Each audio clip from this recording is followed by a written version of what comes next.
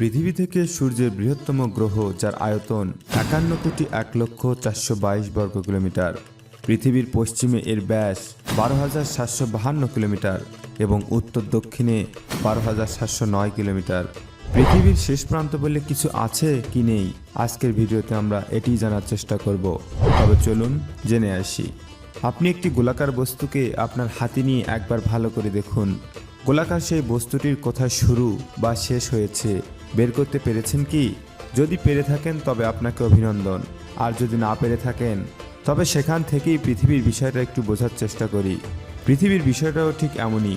পৃথিবী যেহেতু গোলাকার, তাই আপনার দেখা ওই বস্তুর মতোই এরও নির্দিষ্ট করে প্রান্ত খুঁজে বের করা সম্ভব নয়, কারণ গোলাকার বস্তুর শেষ প্রান্ত খুঁজে বের করা যায় না, যার কারণে পৃথিবীর কোথায় শুরু বা কোথায় শেষ তাও বোঝা যাবে না।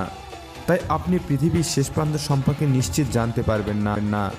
ধরুন, আপনি একটা ফুটবলের উপর একটা পিঁপড়াকে রেখে তাকে বললেন এই ফুটবলের শেষ প্রান্ত খুঁজে বের করতে। পিঁপড়াটা কি কখনো এই প্রান্ত খুঁজে বের করতে পারবে?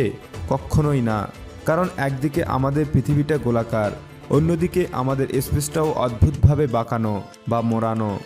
আইনস্টাইনের আপেক্ষিকতার সূত্র সামঞ্জস্য করে আমরা তাই বুঝতে পারি, যার কারণে আমরা পৃথিবীর শেষ প্রান্তে পৌঁছতে পারি না। আর এই বিষয়টা আমরা সঠিকভাবে কল্পনা করতে পারি না। এই মহাবিশ্ব বিশাল এবং নিরন্তর প্রসারিত হচ্ছে। বিখ্যাত পদার্থবিজ্ঞানী ও নোবেল পুরস্কার বিজয়ী স্টেফেন ওয়াইনবার্গের ভাষায় সৌরজগৎ বা তারকাগুলো প্রসারিত হচ্ছে না, বা স্পেস নিজেও প্রসারিত হচ্ছে না, বরং তারকাগুলো একে অপরের কাছ থেকে দূরে সরে যাচ্ছে। মহাবিশ্ব একই সাথে বাউন্ডলেস কিন্তু ফাইনাইট। মহাবিশ্বের বক্রতা নিয়ে আমরা একটা উদাহরণ দেখতে পারি। মনে করি একজন লোক সমতল কোনো জায়গায় বাস করে।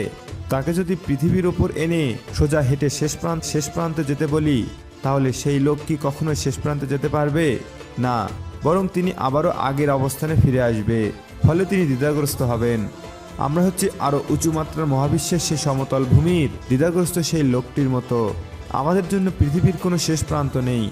আমরা কখনোই বলতে পারবো না পৃথিবীর শেষ কোথায় বা শুরুই কোথায়। আলো তার সর্বোচ্চ গতি দিয়ে যতটুকু যেতে পেরে এই মহাবিশ্বকে আলোকিত করে রেখেছে, আমরা শুধু ততটুকুই দেখতে পাই। আমাদের আলোকিত সেই দৃষ্টিসীমার মধ্যে পৃথিবীর শেষ আছে, কিন্তু যা দেখতে পাই না তার কি কোনো শেষ আছে? হয়তো নেই। এই বিষয়ে আমরা বলতে পারি না।